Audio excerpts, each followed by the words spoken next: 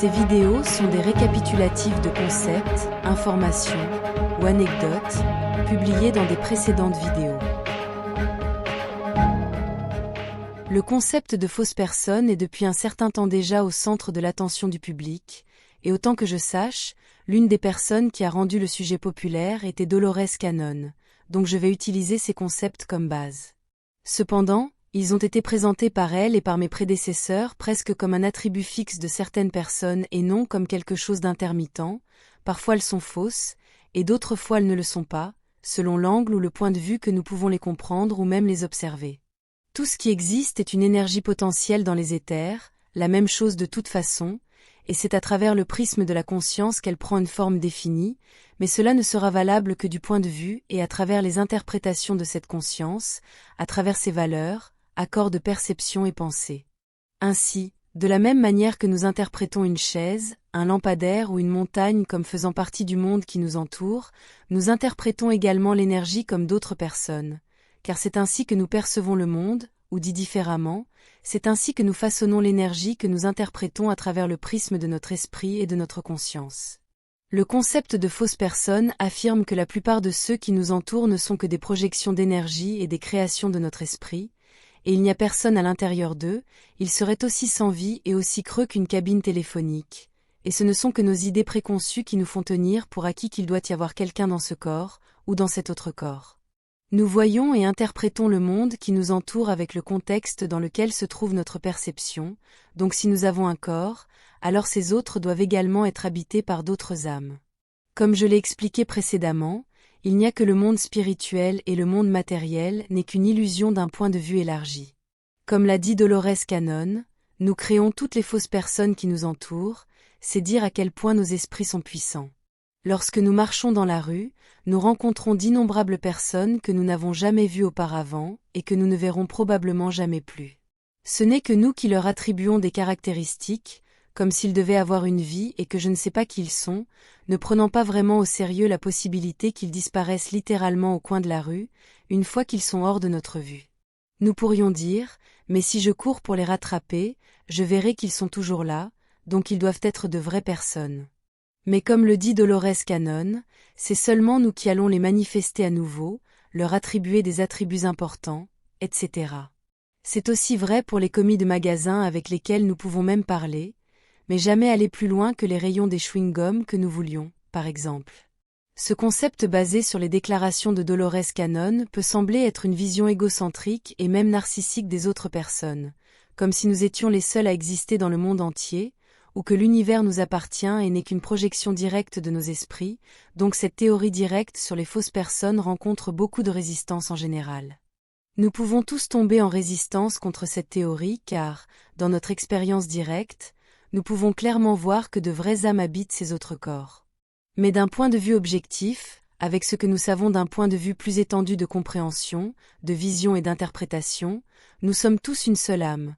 Nous sommes la source elle-même utilisant le corps comme une lentille pour avoir une expérience limitée, car le tout inclut également la perception limitée. Face à cela, et de notre point de vue incarné, cela génère des sentiments de solitude. Mais en fin de compte, ceux-ci peuvent être vus comme de simples idées et concepts qui peuvent ou non refléter le monde réel qui nous entoure, cela dépend de ce que nous choisissons de croire. Mais vu d'un point de vue très pratique, ce que signifie le concept de fausse personne pour nous dans notre vie quotidienne, cela peut nous aider à faire face à tout ce qui se passe autour de nous. Il n'y a qu'un très petit groupe de personnes qui sont vraiment significatives pour nous dans nos vies, le reste est sans importance, ou ce ne sont que des personnes avec lesquelles nous devons peut-être traiter tous les jours et que nous n'aimons peut-être même pas. Mais remarquez tout le temps et l'énergie qui sont dépensés à penser à ces autres, qui ils sont et ce qu'ils peuvent être en train de faire, et ce que ces autres peuvent penser de nous. Nous pouvons même construire notre estime de soi ou notre valeur autour de ce que ces autres sans importance peuvent nous dire, ou de la façon dont nous interprétons ce qu'ils disent de nous. Mais rappelez-vous que les gens autour de nous ne nous traiteront que comme nous nous traitons nous-mêmes et comme nous les conditionnons à nous traiter. Mais en parlant de personnes qui sont des étrangers totaux, ou que nous connaissons à peine, s'inquiéter de ce qu'ils pensent de nous, ou de tout ce qui a à voir avec nous est une perte totale de temps et d'énergie émotionnelle. Je dois vous dire la dure vérité mes amis, ils s'en fichent, ils ne se soucient pas de votre souffrance et de vos difficultés, et ils ne se soucient pas non plus de vos réalisations.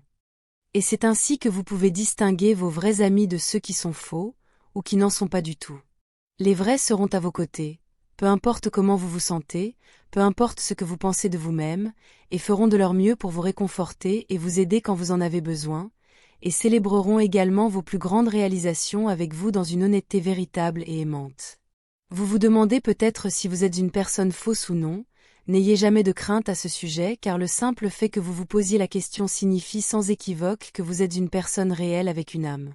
Vous vous demandez peut-être aussi si vous êtes une personne irréelle pour quelqu'un d'autre. C'est vous qui inventez cette théorie dans votre esprit, ce n'est pas cette autre personne à laquelle vous pourriez penser hypothétiquement. Cela vient de vous, et si vous imaginez ce que cette autre personne pense, vous devenez cette autre personne du point de vue de celui qui observe, c'est-à-dire vous. Alors nous pourrions penser qu'il est injuste de qualifier quelqu'un de personne irréelle, vous n'avez pas à le faire, nous devons traiter tout le monde avec le même respect comme s'ils étaient tous réels, car c'est aussi un reflet de qui nous sommes. Mais il y a ceux qui nous traitent mal ou injustement, et je vous suggère vivement de vous défendre si vous en avez besoin, si c'est justifié, et de ne pas vous sentir mal à ce sujet. Mais si ceux qui nous ont offensés font partie des personnes sans importance dans nos vies, apaisez votre esprit et ne leur accordez pas d'attention inutile, ou d'importance, ne leur donnez pas plus d'énergie, et ainsi, ils se dissiperont dans l'éther. Le silence et l'indifférence sont des messages puissants pour quiconque pourrait s'opposer à vous.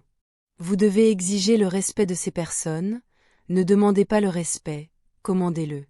Vous n'avez pas à être agressif, vous devez rester un mystère, avec une grande partie de qui et ce que vous êtes toujours dans l'inconnu, restant ainsi dangereux à leurs yeux. Avant tout, soyez respectueux envers vous-même et envers vos principes, et c'est ainsi que les gens vous traiteront également. Mais qui sont exactement les fausses personnes de toute façon ? On dit qu'ils sont des projections de la matrice elle-même, comme résultat de la manifestation collective de cette matrice, ou de tout autre royaume existentiel, aussi comme des projections holographiques au sein d'un système de monde artificiel, comme les prétendus PNJ dans un jeu vidéo, PNJ signifiant personnage non joueur.